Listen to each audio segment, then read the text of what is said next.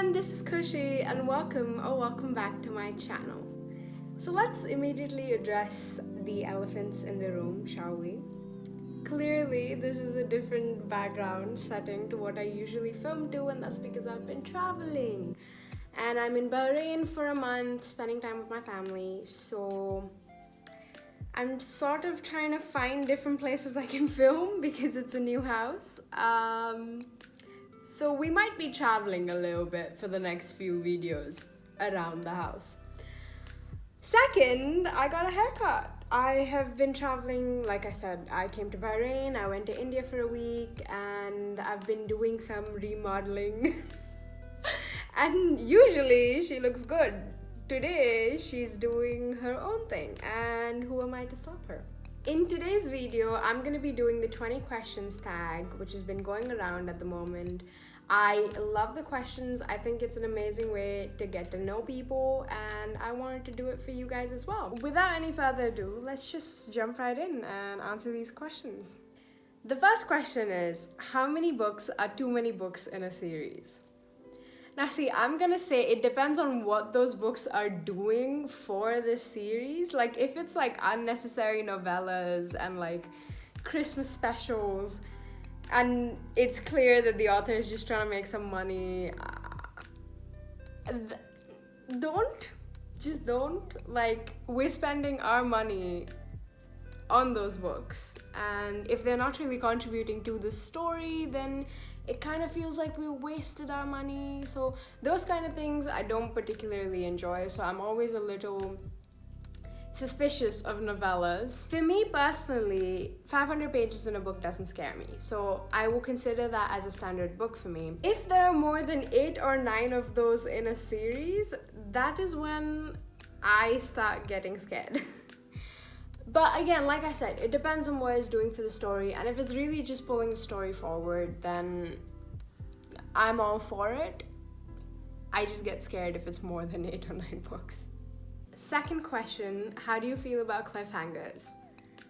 I love them and I hate them at the same time. See, a cliffhanger is the thing that makes you want to pick up the next book even more. Like it excites you and stresses you out and makes you want to have the next book immediately.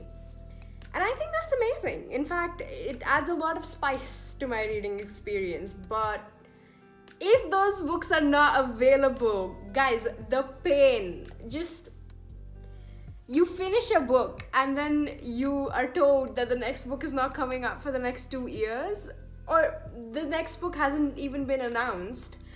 That is the definition of torture. I'm sorry, but when it comes to situations like that, cliffhangers actually physically hurt me. But otherwise, they're fine, you know, they're very interesting. As long as I don't have to wait or exercise any patience, I think they're wonderful. Third question is, hardbacks or paperbacks? You guys know me. You guys know I love a good floppy paperback. It satisfies my soul, it makes me very happy, and it also just reduces any spine damage most of the time, which I absolutely love, because if the spine of a book cracks, it gives me anxiety. Literally, you should see me. There are points where I'm like reading the book like that, just so I don't crack the spine.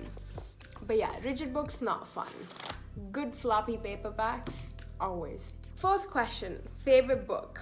What is this? You can't ask a reader, a booktuber, to tell you their favorite book. That's not how it works. We have too many. I have too many. And I can't pick. I can't. What I'm gonna do now is try and give you books that are meaningful to me, or like will never be replaced in my heart, as a compensation for not being able to name my current favorite books. Yeah. So we have Uncle Rick's Percy Jackson.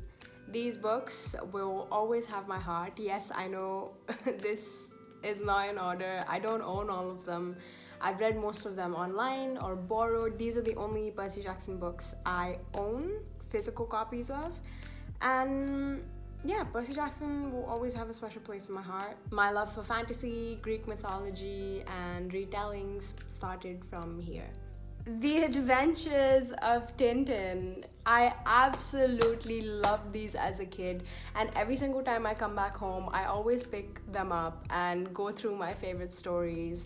This is the whole collection, and I just like, honestly, guys, if you haven't done it, it doesn't matter how old you are, just pick them up, read them. I genuinely love them so much. Then a book I read earlier on this year was On Earth We're Briefly Gorgeous by Vuong. I did a reading vlog on this. I gave you my detailed thoughts and reactions, and that book was gorgeous. On Earth We're Briefly Gorgeous. That book was truly so beautiful, you guys, and I would highly recommend you check out that video, because every time I think about the book, I'm sort of stunned and I don't really know what else to say about it. So just go and watch that video. I also recently started Kingdom of the Wicked, which I think is a really fun Wattpad type series, and as I've told you before, I grew up on Wattpad, and anything that gives me that vibe, I am here for. Fifth question, least favorite book? If you've been here for a while, come on, say it with me. Iron Widow. I have talked about this book and how I don't like it so many times on this channel. I'm not gonna dive into it. All I'm gonna say is I've made 2 videos on that book. One of them is a reading vlog and you have my reactions, and the second one is a rant video where I do 28 straight minutes of complaining about that book. I'm gonna link both of them up here and also down in the description if you guys would like to watch it. I also remember not particularly enjoying The Wolf and the Woodsman by Ava Reid. I think it's Ava Reid. I read this book last year, and I just personally don't gravitate towards some of the topics that book explores, so it just sort of hurt my reading experience a little bit. I don't think the book is bad by any means, it wasn't my thing. Love triangles, yes or no? I'm not gonna lie, up until last year, I absolutely hated the idea of a love triangle in a story. I thought it was just unnecessary and too much stress and too much anxiety, and just like, everybody knows who the person's gonna end up with, so why throw the other person in there and just make us feel bad for them?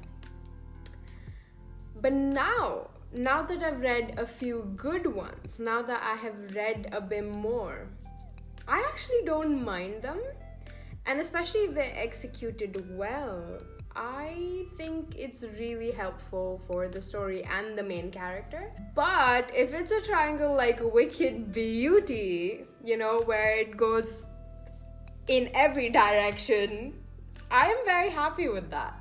That execution, that tension, I loved it. The most recent book you just couldn't finish. I think for me that would be How to Kidnap the Rich by Rahul Raina. I think it was just a matter of timing and the kind of mindset I was in. It was not the kind of book I needed at the moment. I just couldn't finish it. And something about the pacing just wasn't working for me. Which is quite sad because it's written by an Indian author, it's about an Indian man in India, and I want to be able to enjoy those stories. Something happened and I just didn't enjoy it the way I wanted to. 8th question, a book you're currently reading. So I'm reading Rebel Skies by Sei Lin. I'm in the last 100 pages of this book. I think it's really fun. Origami is a superpower. Who would have thunk it? But I will let you know my thoughts and my rating for this book in this month's wrap up. 9th question, last book you recommended to someone. So my childhood best friend has recently started reading again, and she seems to be really enjoying it, and she asked for some recommendations, but she didn't want series, and she wanted like fantasy, romance, just romance, anything I had to give. And I was just so excited by 2 books at that point in time that I recommended them to her, which is Kingdom of the Wicked and Wicked Beauty. Also Neon Gods if she's interested. Well, Wicked Beauty and Kingdom of the Wicked, because I know her and I know she would really enjoy it. She has around the same reading taste as I do, so I'm excited for her to read it and tell me what she thinks about it. Then I was in a bookshop in India, and there was this girl who was going through the same sections that I was. She was clearly looking for something to read while she was traveling, and she picked up the Unhoneymooners. And this is a complete stranger, yeah? And she sort of like mumbled like, I don't know. So I couldn't help myself, and I was just like, no, you should. I asked her what her taste was, and like, it sounded like she would really love the book. So I told her to check it out because, as I've mentioned before, I loved the Unhoneymooners, and I just want everyone to read it. I hope she likes it. The oldest book you've read? I actually don't know. I'm an actor in training. I'm in drama school, so we have to read a lot of Shakespeare. So Midsummer Night's Dream, Romeo and Juliet, Julius Caesar, King Lear. So I guess I've read Shakespeare plays. Does that count? Because I don't really know what else to say. I'm drawing blanks for everything else now. Newest book you've read? Again, it's gotta be Wiki Beauty. It came out on what? The 30th of June? And I read it almost immediately. After that would be Rebel Skies, which came out around May?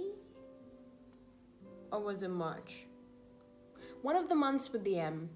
12th question, favorite author. Before I started BookTube, I never really read based on authors. I just sort of picked up whatever everybody was talking about, or I found interesting while going through shelves in a bookstore.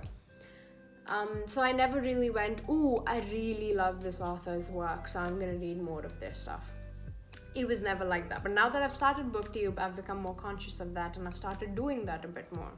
The only thing I can think from my past where I actively did that was Riordan. Because like I said, Percy Jackson sort of changed what reading was for me. After Riordan, I had a phase where I read a lot of Mitch Albom. How do you say their name? If anyone knows the correct pronunciation, please help me.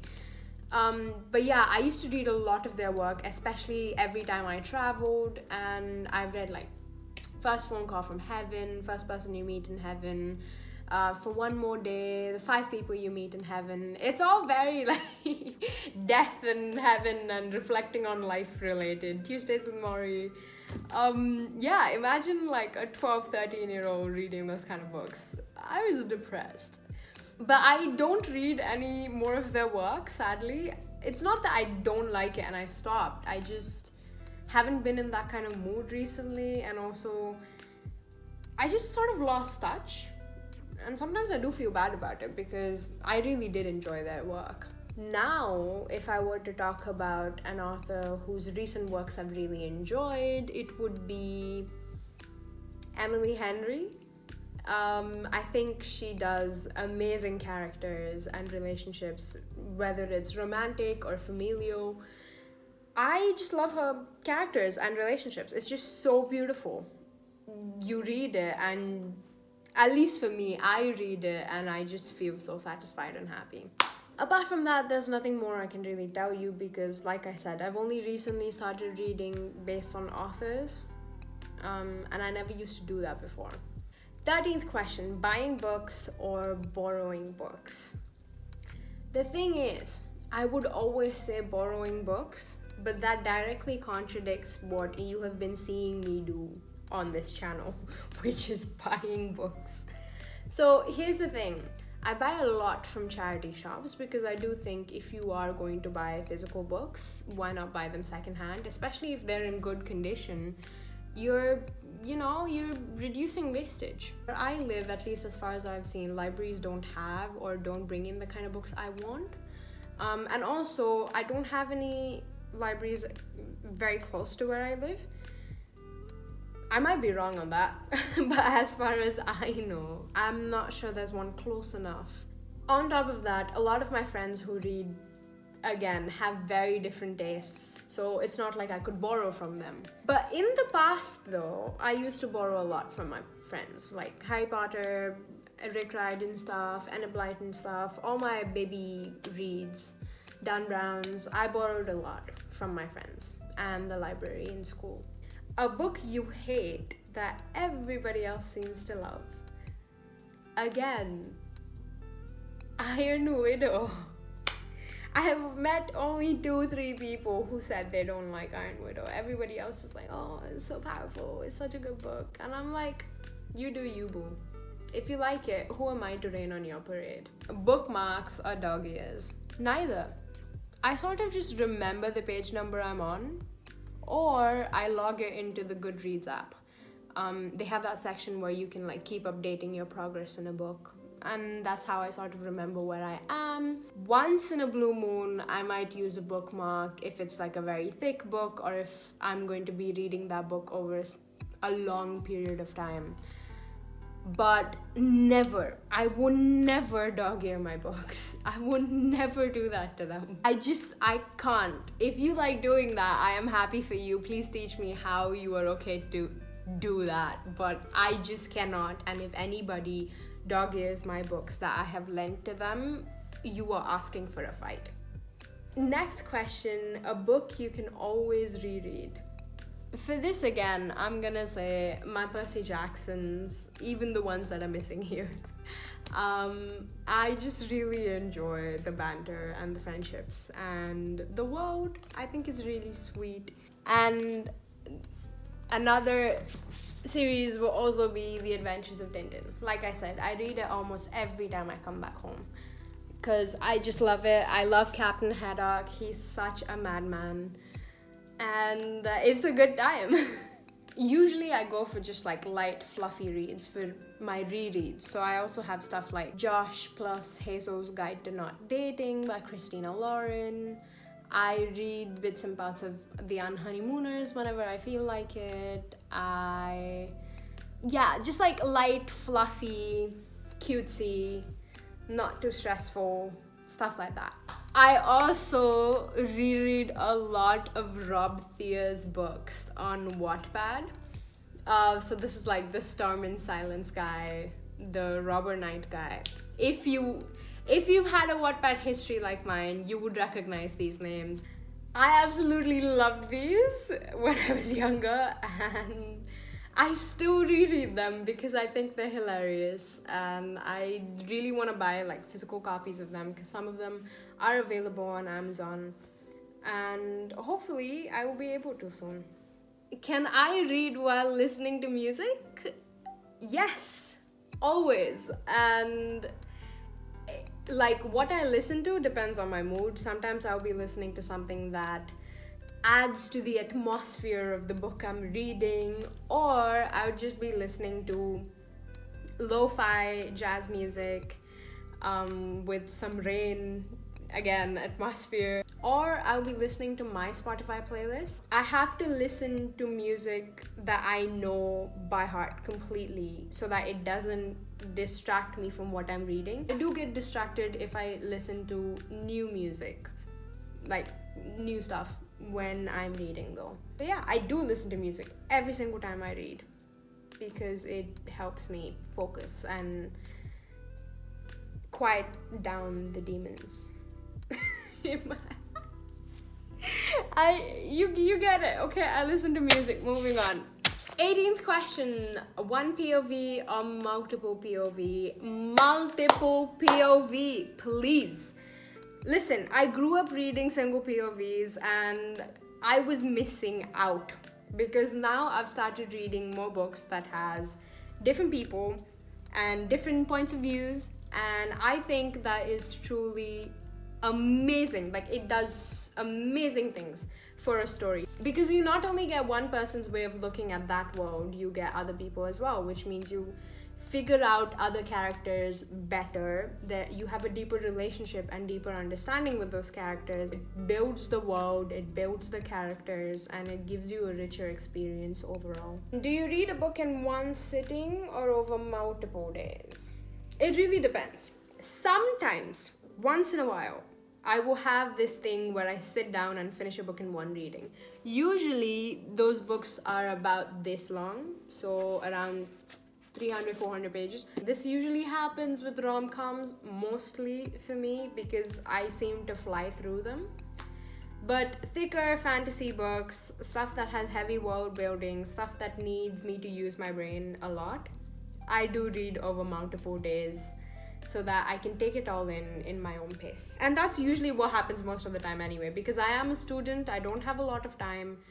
So I read whenever I can find time, which ends up stretching out into like multiple days for one single book. We are at the final question, and it is, who do you tag? I am gonna tag my friends Literally Low, Green Eggs and Sam Books, and Dog-Eared Musings. I have had amazing conversations with these people. I love their content and what they do with their channel. I will link them down below. And guys, feel free. If anyone wants to do this tag, it's really fun and it's just a nice way to get to know people, like I've said. So with that, we have come to an end to this very chatty video. I hope you liked it. If you like content like this, subscribe, join the family, click that little bell icon so you are notified every single time I post a new video. Also, comment down below if you read any of the books I've talked about in this video, or what you have been reading recently. I love talking to you guys and I answer every single one of my comments, so it would just be amazing getting to know you as well. I'm gonna say sayonara. I'm gonna say stay safe, stay healthy, stay happy. I will see you very soon in my next one. Bye!